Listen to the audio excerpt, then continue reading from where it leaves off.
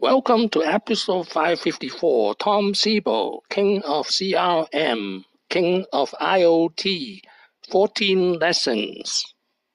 This is an outline of episode 554, lesson 1 to lesson 7. This is an outline of episode 554, lesson 8 to lesson 14. Lesson number 1, what is mass extinction of S&P 500 companies? There are two scenarios, what happened in the last 20 years and what's going to happen in the next 10 years. That companies are going through a mass extinction event. I mean, companies are being, 52% of the Fortune 500 companies as of 2000 are gone, right? They disappeared. And it's estimated as many as 70% might disappear in the next 10 years. Lesson number 2, digital transformation. And why is it the salvation to mass extinction? First, what is digital transformation? It's the convergence of 4 technologies. Years. We live at the convergence of elastic cloud computing, big data, AI, and IoT. And at the point where those converge, I think is something you call digital transformation. Lesson number 3, what is smart grid? Okay, now there's this upgrade of this infrastructure going on worldwide, okay, from the grid to the smart grid, with about replacing these devices or enhancing these devices in a manner so that they're remotely machine addressable. Okay, now the implications of that are very significant. Okay, because now you can tell the lights are out before if you can remotely address the meter, you can tell the lights are out before somebody calls. Okay, you can dynamically reconfigure this thing. You can load balance. Lesson number 4, what is IoT, or Internet of Things? Internet of Things, and why is IoT powerful? That include, computation and storage is basically free, right? Okay, yeah. Everything is a computer. So IoT, I used to think about IoT being devices, is that IoT is about a change in the form factor of computers. In the future, everything's a computer. Your eyeglass. Lesson number 5, what is big data? It means the total data. For example, in a smart grid, big data means you collect the whole data, not random sampling. I'll give you an example. Reading the meter is random sampling, but having the complete usage is big data. Lesson number 6, convergence of 3 technologies. For example, elastic cloud basically means infinite storage.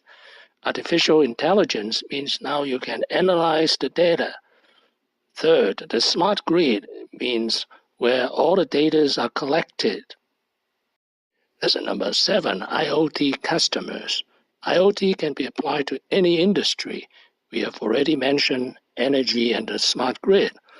Among the other IoT important customer is the U.S. Air Force. Lesson number 8, former boss bought his CRM company, Siebel Systems, for $5.85 billion in 2006 after a hostile takeover. This is a picture of Larry Ellison. Larry Ellison is a mean boss. Lesson number 9, Mr. Second Chance. i3IoT, the company he founded after he sold his company to Oracle, is his second chance. Another second chance was he was gored by an elephant in Africa and somehow survived. Lesson number 10, 5 years in search of meaning of life.